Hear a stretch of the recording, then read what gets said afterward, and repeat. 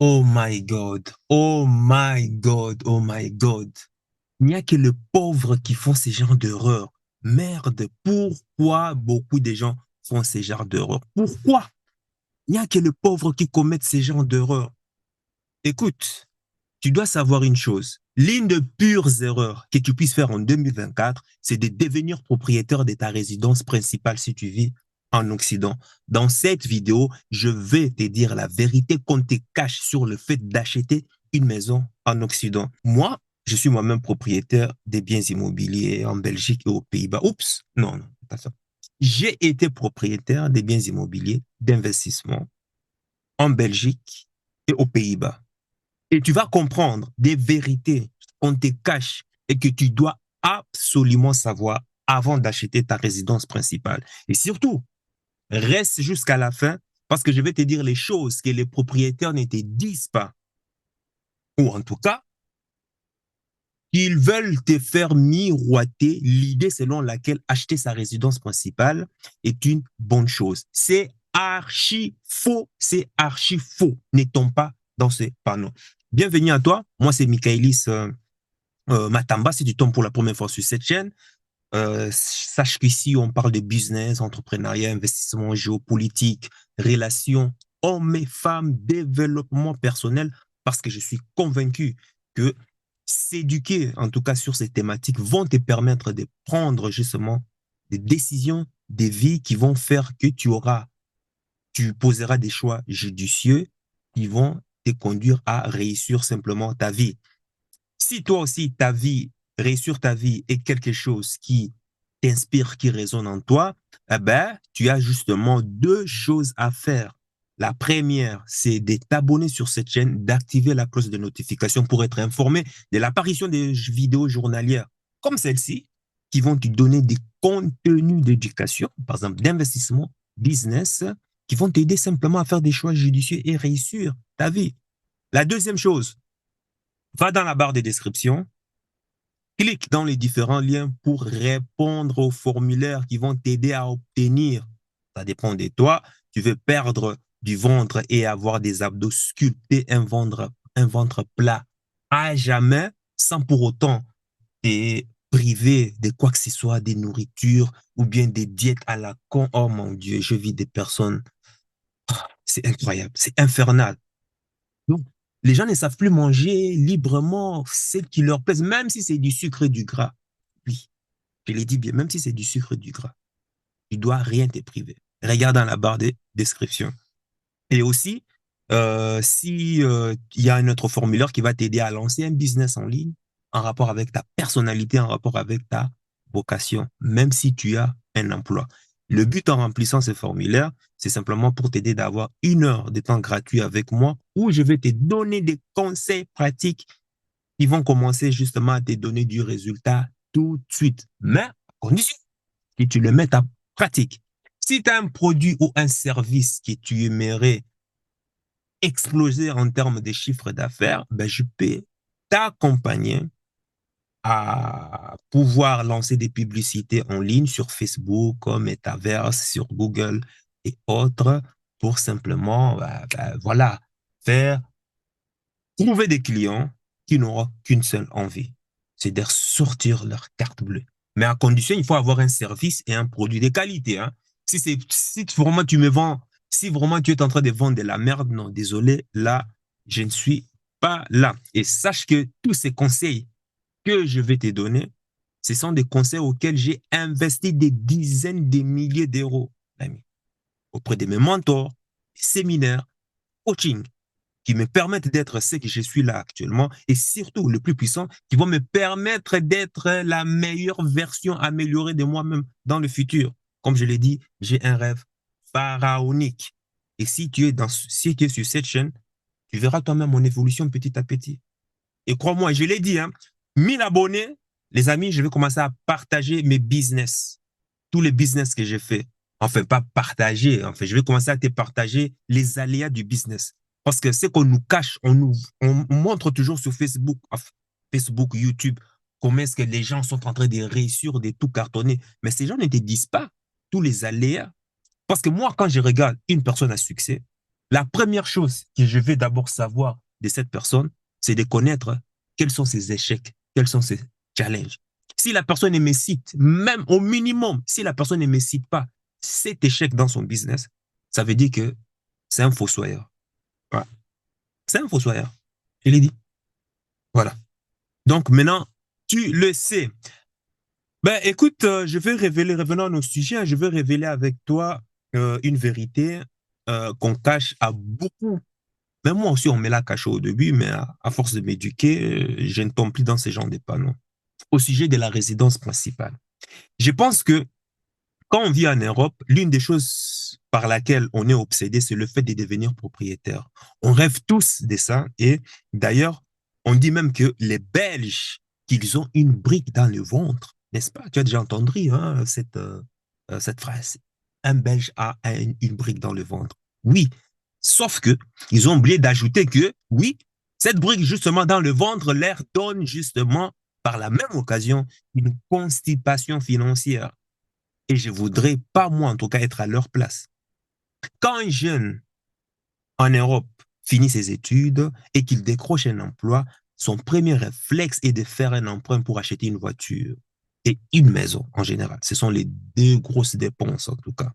Et dans l'imaginaire collectif des Occidentaux, ils appellent ça réussir sa vie. Acheter sa propre maison, d'après ce qu'on nous fait miroiter en France, en Belgique, au Luxembourg, c'est réussir sa vie.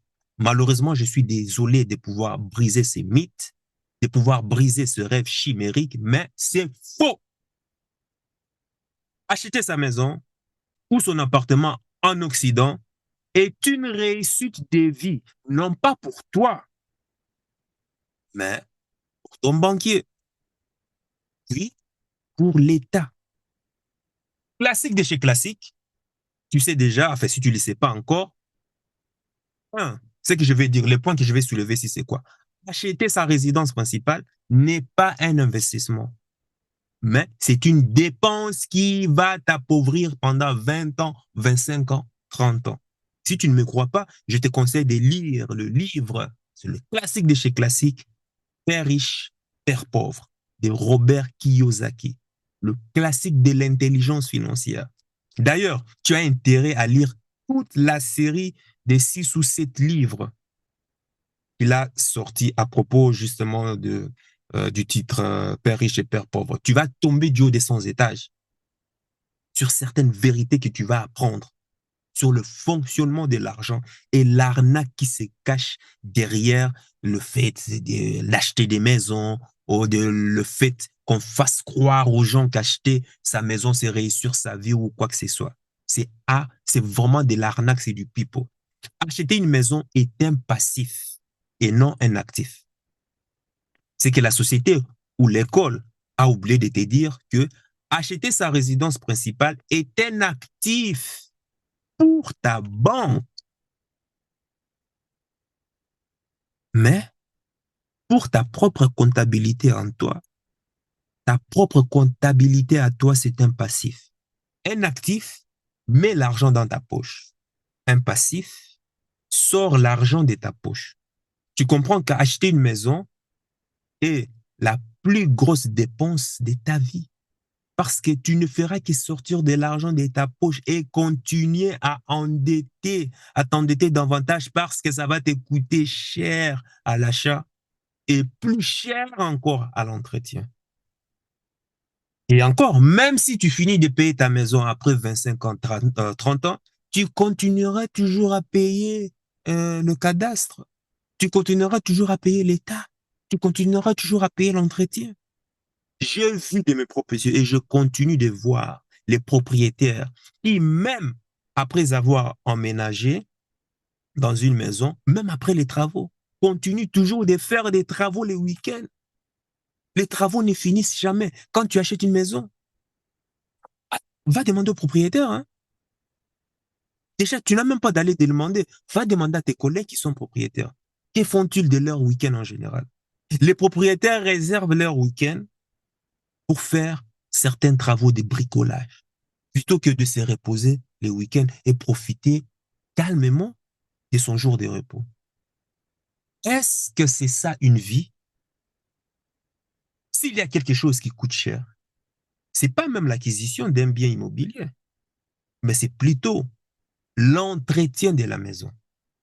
Tu auras besoin de faire permanemment des travaux et c'est jusqu'à ta retraite, peut-être même jusqu'à la mort. Peut-être même qu'à la retraite, tu voudras débarrasser du bien et aller vivre dans une hospice ou quoi que ce soit. On ne te demande pas, il y a déjà ça. L'autre point que je voudrais soulever, c'est que avoir sa résidence principale en 2024 va te rendre immobile. Depuis le Covid, on a expérimenté que la manière de travailler, notre manière de travailler a complètement changé.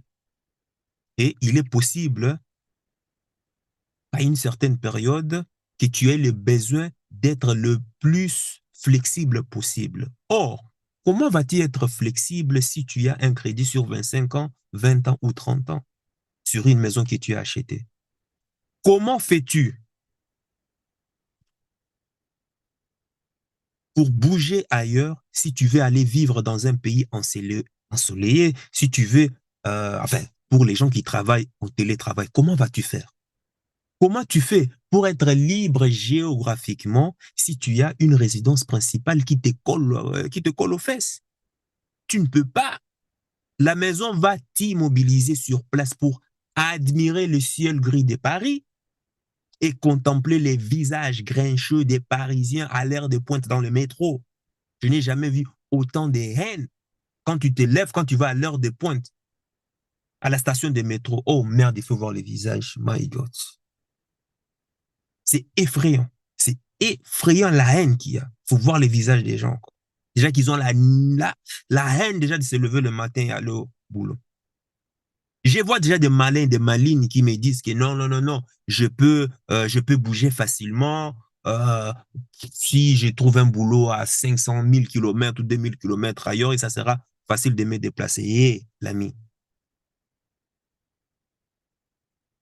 c'est vrai en théorie, parce que ça veut dire tu auras, que tu seras obligé de payer des loyers par contre.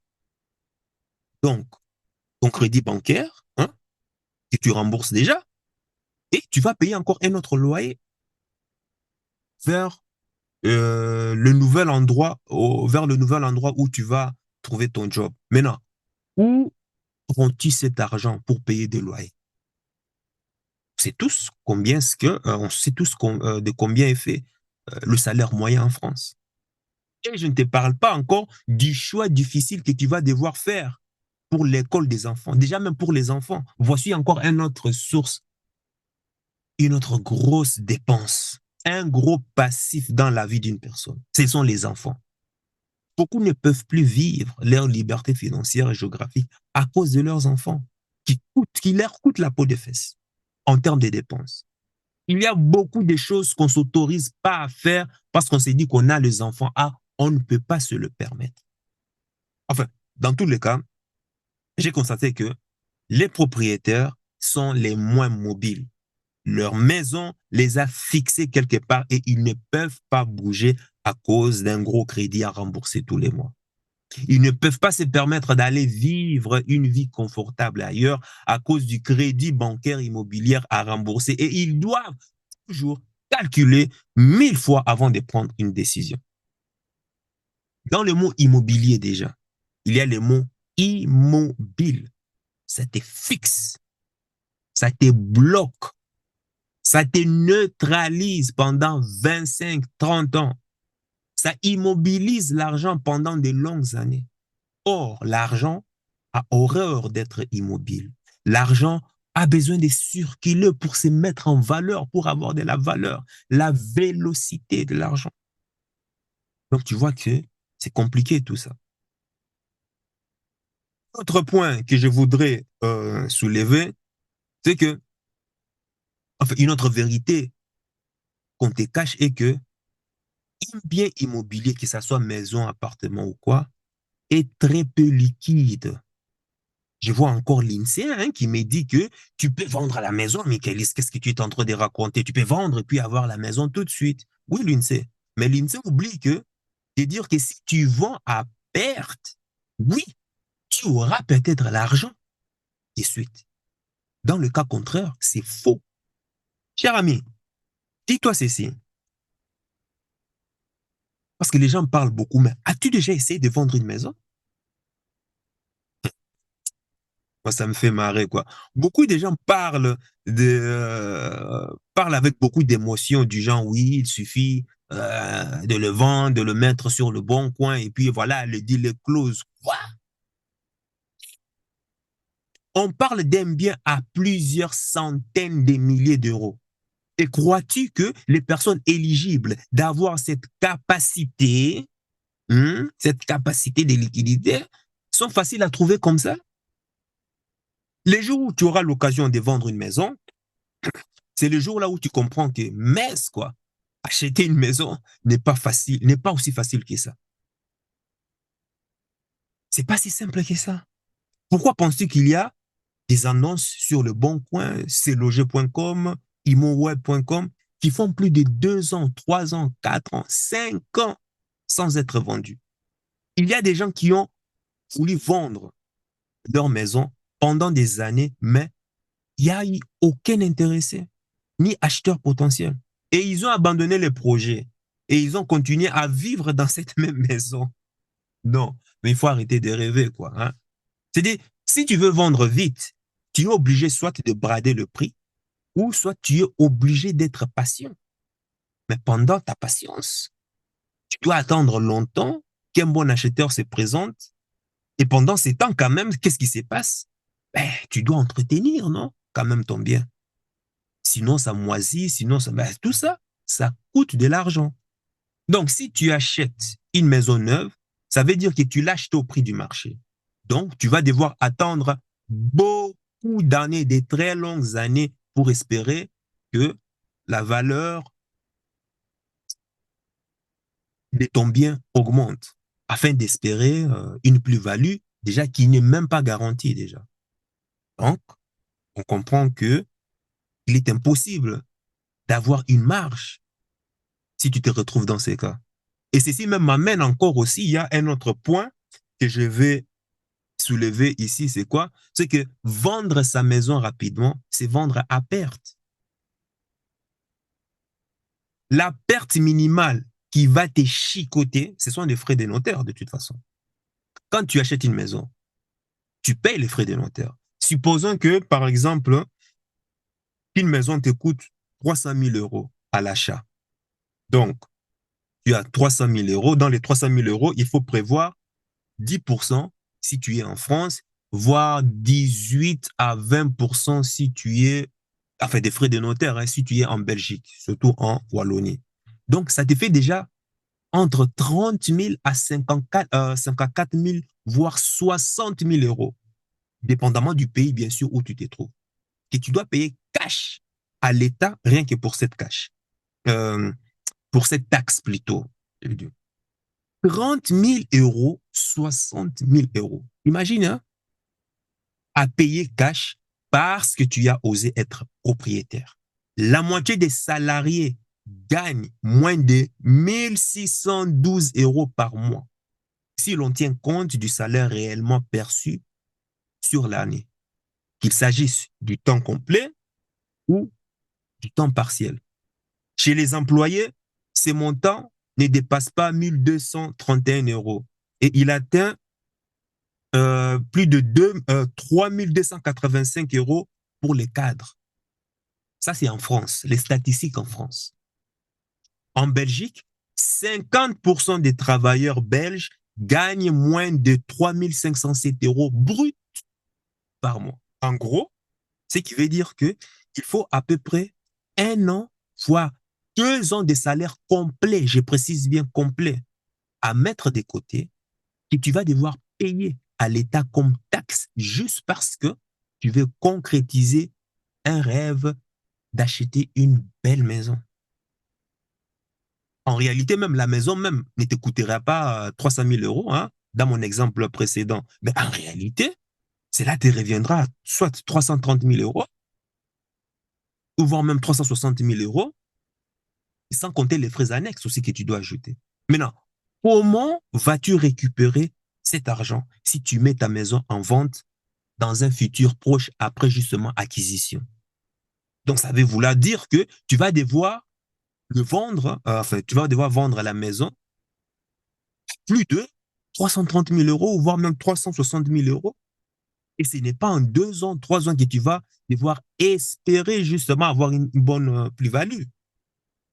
Donc, il faut arrêter de rêver. Il faut, il faut, pour espérer même avoir une plus-value, il faut attendre peut-être 20 ans, voire même 30 ans. La vérité est qu'il y a très, très peu, je dis bien très, très peu des biens où les biens immobiliers prennent une grande valeur en un temps record. C'est impossible.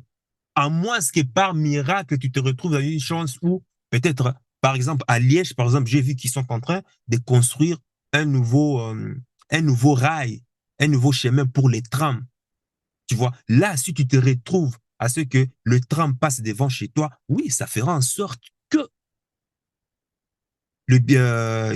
dans ce secteur, que le prix de l'immobilier augmente. Parce que la venue du tram s'accompagne aussi des touristes, s'accompagne aussi des bien d'autres projets de grande envergure. Tu vois, mais ça, c'est rare. Maintenant, donne-moi le nom d'une ville où, quand tu mets ta maison neuve, je dis bien neuve, en vente, eh ben, tu vas récupérer 30 000 euros, 60 000 euros en 2 ans, 3 ans. Donne-moi cette ville. Moi, je serais très intéressé, hein. Franchement, si tu me donnes cette ville, moi, je cours vite. Je viens investir. Ah, donne-moi cette ville. Bon, logiquement, je comprends bien qu'il faut attendre vraiment des très, très longues années. Euh, bien sûr, avec l'aide de l'inflation pour espérer voir son bien prendre de la plus-value. Et encore, si ça correspond encore aux critères, parce que ça dépend encore si ton bien est bien localisé, oui ou pas. Parce que si tu tombes sur un négociant chevronné comme moi, alors que tu es en train de vendre une maison, moi, je vais te montrer par A plus B pourquoi est-ce que tu dois me vendre ta maison en dessous du prix du marché. Moi, je n'achète jamais au prix du marché, moi. Ah non, parce que moi, je suis un négociant maniaque, hein. Bon, retour, chacun pour soi. Un autre point, les taux d'intérêt sont très élevés et font que les mensualités que tu dois rembourser à la banque sont aussi très élevées. Comprends bien que là, tu es asphyxié. Il fut une époque en France où on pouvait, oh là là, c'était la belle époque, acheter les maisons à 1% du taux d'intérêt. Et je me souviens encore que Cédric Anissette disait, profitez maintenant, profitez vite maintenant. C'est le seul pays en France. Et en plus, il faut savoir que la France est le seul pays euh, où tu peux avoir un emprunt à 110%, 100 110%. Je crois que c'est le seul pays en Europe, en tout cas, où tu pouvais prêter à 110%, y compris le frais des notaires. C'est-à-dire, ou même tu pouvais même avoir un emprunt sans apport. C'est le seul pays en Europe. Ces jours-là, Cédric Anissé disait, profitez-en. Parce que les jours où la marée va se retirer, on saura qui avait son maillot de bain ou qui n'en avait pas. C'était la belle époque. Énormément de Français se sont gavés en achetant leur résidence principale et pouvaient bénéficier justement des petites mensualités. Aujourd'hui, qu'est-ce qu'on constate? Avec la crise du Covid, en plus avec la crise énergétique et autres, avec ce qui se passe chez nos voisins ici en Ukraine, les taux d'intérêt en moyenne est maintenant monté quoi? À 4%. Ouf, 4%, c'est asphyxiant. Bon, peut-être tu ne vois pas la différence, mais regarde ces tableaux que je vais mettre à ta disposition. Regarde-moi ces tableaux. Qu'est-ce qu'on constate dans ces tableaux? Ces tableaux montrent, on prend l'exemple de 2 personnes qui font l'emprunt d'une maison à 100 000 euros sur des taux dont l'un est à 3% et l'autre à 4%. Et il y a 3 schémas avec des durées différentes. Donc, 15 ans, 20 ans, et puis 30 ans. Voilà, c'est bien ça. Attends, je vais retrouver le bon tableau pour ne pas me tromper. Voilà, et puis 30 ans. Et puis, regarde bien, hein, qu'est-ce qu'on voit? On voit que pour une personne qui a pris, qui a un crédit sur 15 ans, le coût total du crédit, parce que le coût total, parce que oui, tu prêtes 100 000 euros, mais il y a des intérêts que tu rembourses d'abord les premières années, les intérêts qui viennent à la banque. Et puis après, maintenant, tu as le capital que tu rembourses. Donc, pour une personne qui a 3% sur 15 ans, il rembourse 23 303 euros, alors que pour une autre personne avec un taux de 4% sur 15 ans, il rembourse 33 000. Le coût total du crédit lui revient à 33 144 euros. À peu près 10 000 euros de différence. Plus de 10 000 euros de différence. Pour une personne qui y a un crédit sur 20 ans à 3%, il rembourse. Le coût total du crédit lui revient à 31 104 euros. Et pour une personne avec un taux de 4% sur 20 ans, le coût total du crédit lui revient à 45 445 euros. On a à peu près une différence de quoi 14 304 quelques euros de différence. Pour une personne sur 25, sur une durée de 25 ans, à 3%, la personne, le coût total du crédit lui revient à 42 263 euros, alors qu'une autre personne, pour la même personne, à 4%, à un taux de 4%, sur une durée de 25 ans, le crédit lui revient à 58 351 euros. Écoute-moi bien ça. Avec simplement 1% de différence, tu vas payer jusqu'à 16 000 euros.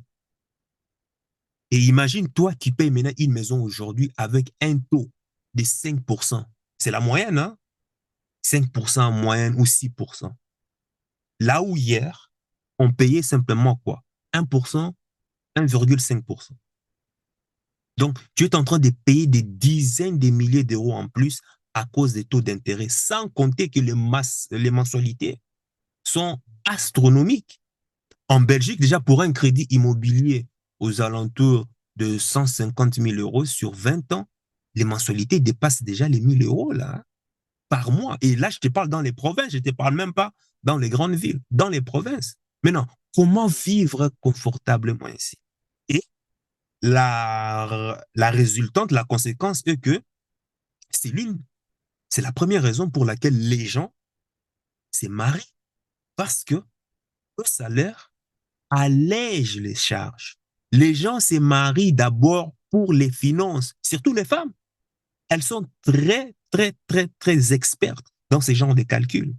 Et les hommes sont généralement romantiques, moi je l'ai dit toujours sur cette chaîne. Et ils ne comprennent pas cette arnaque. L'arnaque de l'agenda caché de la femme dans sa sélection de partenaires en vue de s'associer avec lui pour une relation à long terme. Beaucoup d'hommes ne comprennent pas ça. C'est vrai que quand tu es à deux, le patrimoine augmente. Que quand tu es seul, quand tu divorces, tu t'appauvris parce que les charges sont énormissimes. Tu vois? Bon, ce n'est pas le thème aujourd'hui, mais on va développer ça plus tard si ça t'intéresse. Tu as l'autre point, c'est que ce que j'ai remarqué en tout cas, tous les propriétaires des maisons que je connais sont tous devenus des apprentis experts en rénovation bâtiment. Maçons, peintres, toituriers, plafonneurs, électriciens, chauffagistes, bref, c'est des touches à tout. Même les femmes qui sont des cadres au départ et pour économiser des milliers d'euros sont obligées souvent de faire des travaux pendant leur week-end de repos. Est-ce que c'est ça la vie? À chaque fois qu'il y a un problème, tu auras le choix, soit de, soit d'aller prendre, soit apprendre à le faire tout seul, ou soit tu payes un artisan. Mais on sait bien que quand tu payes un artisan, hé l'ami, tu comptes l'heure, hein. L'heure là, ça se compte, tu comptes vite l'heure parce que ça coûte, hein. Parce que lui aussi, il a des charges. Lui aussi, peut-être qu'il a des employés. Hein? Je connais un ami qui a perdu 8 ans. je dis bien 8 ans de sa vie pour rénover une maison où il travaillait 3, 4 jours semaine en semaine, après journée, après son travail, et tous les week-ends.